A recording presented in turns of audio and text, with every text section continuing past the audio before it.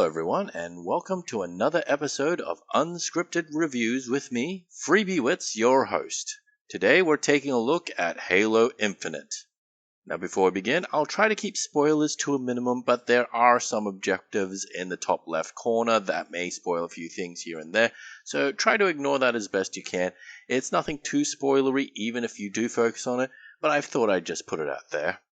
To understand my review of Halo Infinite, I'll just give a brief overview of my history with Halo as a franchise. It feels like it's impossible to tell you about the game without, mentioning the history at all. My original experience with Halo was with the original Halo in a store. The childlike wonder I had when I realized, hang on, this is a controller, and I can shoot people if I pull this trigger like this, and I have friends to shoot bad guys with me, and most importantly, the bad guys actually sometimes run away. My mind was blown when I played this game, but being the child I was, I couldn't really get the game because I didn't have any money, and my parents didn't want to buy it for me either. It wasn't till much, much later, after the second game was released, that I would get my next taste in Halo. That is, on the computer, as in I downloaded the demo and played the hell out of it. And then even longer after that, when Halo 3 came out, I saw the ads and I watched them all because they were cool. It was a spaceman with a space gun shooting space bad guys. Then I got a job, got a second-hand Xbox 360, got a second-hand copy of Halo 3, and played it, but I never got that childlike wonder again. I played through the campaign once and it was fun, but that was that.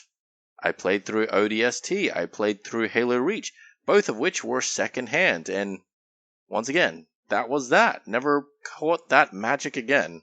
Halo 4, Halo 5 came and went, but I didn't even play them, didn't even bother to.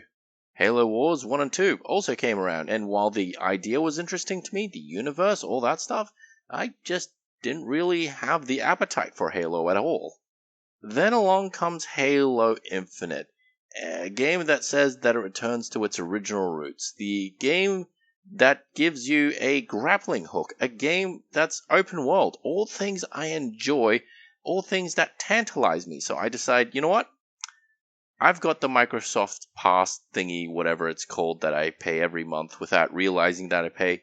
And never, actually it cancels the subscription off. So I figured, alright, I'll download the game and give it a go. And yeah, I like it, but I fear that it's going the same way as Halo 3, Halo ODST, Halo Reach, in which I'll play the game, I'll enjoy it, but I'll never go back again.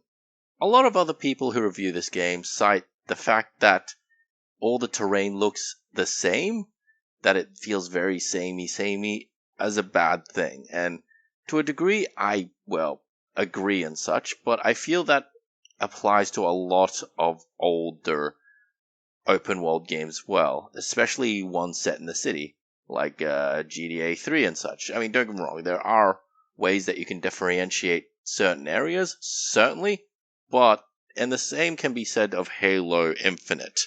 I suppose the biggest thing that makes people feel that it's all samey is that there are very few identifiable landmarks that really make much difference. And the FOBs, the bases that you can get in the game, just feel like landing pads for your weapons and your vehicles and places to pick up Marines. And yes, that's what a base should feel like, a place that you can restock, refuel, all that stuff. But here it just feels like, it feels overly gamified. I don't really have any attachment to these fobs. They're just there. They give me stuff. It just feels like a power-up station of sorts. I don't feel like I'm coming home to safety. I just feel it's safety. Yeah, I'm also getting here to get more powerful or refuel. It just doesn't feel like home to me. It's all kind of mad. I mean, don't get me wrong. It has all the elements I like. It has NPC allies that'll help me fight the enemy. Has cool, awesome weapons. It has awesome grappling hook mechanics. And that's all fantastic. But at the end of the day, nothing really wows me. It's a solid 7 out of 10, like 5 out of 10 being absolutely average. I don't really care for it. It's 7 out of 10. It's great. It should be better, but it gives off the impression and feeling of a 5 out of 10, despite objectively being much better than that, and it confuses the hell out of me. Look, at the end of the day, I'm not the best at this game. You may have seen me die a couple times in this playthrough as I tried to kill this one dude, and it's still enjoyable. I'm not the biggest Halo guy. If you're into Halo, you're already playing it. If you're not, it might convince you. I mean, it's a competent open world game with the grappling hook. That's already pretty damn fantastic. But if you're not into Halo and you dislike it actively, this is probably not for you. But you probably already know that. If you like what you're looking at, support the developers, I guess. Give it a go. It's fun, and I'll probably keep playing it until it's done. And who knows, maybe it'll change my mind. Maybe it's going to be the only Halo game that I decide to play again after finishing. Well, either way, I hope you've enjoyed this review, and I hope you all have a wonderful holiday, Merry Christmas, first of the new year, whatever you want to call it. I just hope you have an enjoyable time. Anyways, my name is Freebowitz, and bye-bye.